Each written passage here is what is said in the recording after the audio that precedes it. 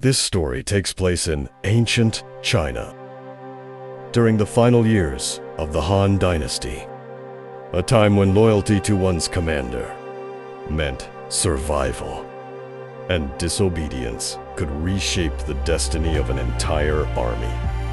You are about to step into a life no one would dare to choose. A life carved in the dust of forgotten battlefields. A life where one decision changes everything. Today, you will be a soldier in ancient China. The final years of the Han Dynasty, a time when the will of your commander was law, and one wrong step could erase your name from history. This is not your story, but in another time, another place, it could have been. So, sit down, breathe slowly. The wind will carry the sound of war drums. The fog will hide what's waiting ahead. And your choice will decide who lives and who doesn't.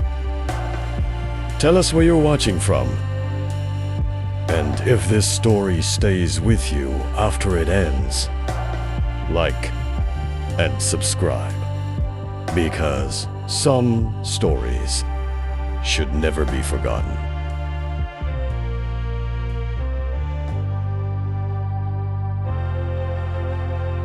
Before the weight of iron in your hand, there was the weight of the hoe. Before the roar of war drums, there was the timid hum of cicadas in the summer heat. As you helped your father harvest rice, your village curved along the banks of a quiet river. Mornings began with the sweet scent of straw and ended with low laughter around the fire. You remember your mother, her back always bent, combing her hair still wet from the river. Your younger brother, chasing dragonflies, believing that one day he might fly like them, and yourself, dreaming of something simple, repairing the roof, planting enough so no one would ever have to measure the rice in the pot. But the drought cracked the land. The famine broke the families, and the tax collectors came with scrolls and eyes that knew no names. Your father had no silver, no grain, only you. Serve in the army, and your family will be free of its debt, they said.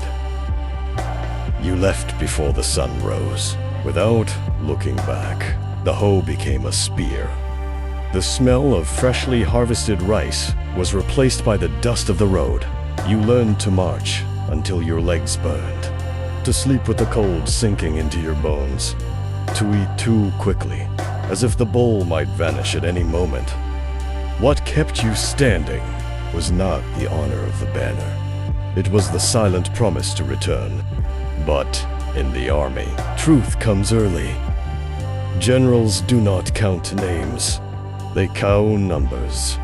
And numbers do not bleed. Your current commander carried that same shadow.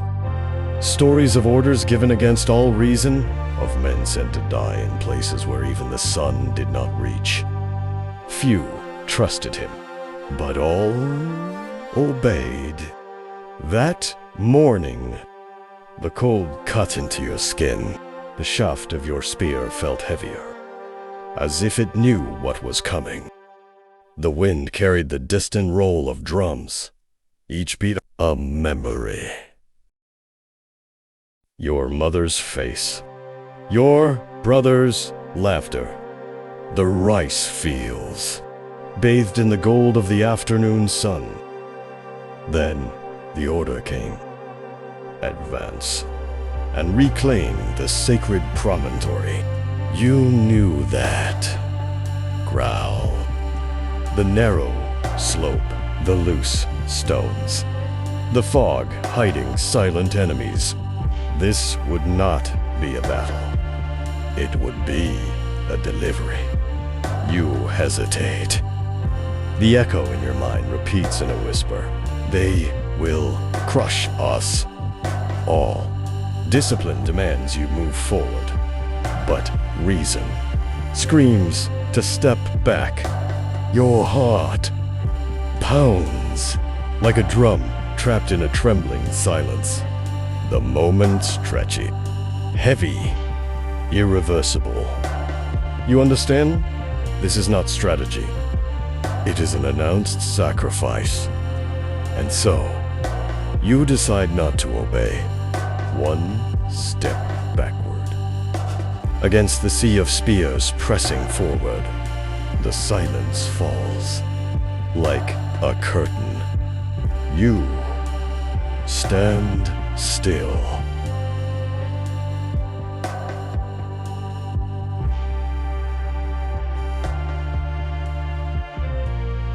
The field breaks apart in a roar of voices. From the shadows, the enemy emerges with calculated precision. The first strike comes from above, like a dark rain blotting out the sky. The front lines hesitate, and each second of that hesitation is devoured. You watch from a distance, not because you cannot move, but because you already know the fate of those who did. The formation shatters. The enemy cavalry closes in on the flanks. Where once there were spears raised high, there is now only emptiness, the sign that nothing holds them anymore. In place of discipline, the uneven void left by defeat, you remain standing, unhato, and you carry the weight of having foreseen every moment of this ending, heavier still. The knowledge that your 20 men, the ones who stayed behind with you, are alive because of that refusal. The silence comes, slowly, covering the field like a shroud, even without looking back. You know, many will not see the next dawn. The beat of hooves, then. The riders came, a lonely drum. They stopped before you, hard eyes, no words. You are taken to the command tent. The path felt longer than any march. Some averted their gaze. Others held it inside. The general waited, his face half hidden in flickering light. "Why did you disobey?" he asked. You thought of answering. "Because I would not lead my men to their deaths." But you knew there was no place for that sentence in this room.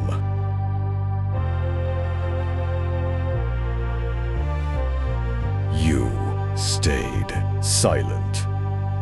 A single gesture, and everything was decided. That night, the camp assembled. The wind swayed the lanterns, scattering light and shadow in equal measure. The general stood tall. The strength of one exists in the obedience of all. Your banner was taken down. The emblem unfastened from your armor. Your position erased as if it had never existed. The men watched in silence. In the air, something heavy, inevitable. Two guards stepped forward. You knew. And for a moment, you thought of your mother, of your brother's laughter, of the 20 men behind you that morning, all still breathing. The guards led you beyond the circle of light. There, the wind was colder, and voices did not reach. There were no last words, only a moment suspended in the air. And then, absolute silence.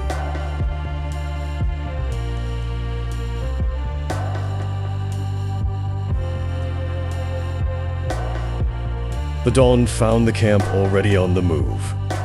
In the record, beside your name, there was only a single mark. And with that, it was finished. But for those 20 men, the meaning was different. They knew that on that day, you refused to offer their lives to the wind, and that choice would march with them forever. This is a life you never wanted to live.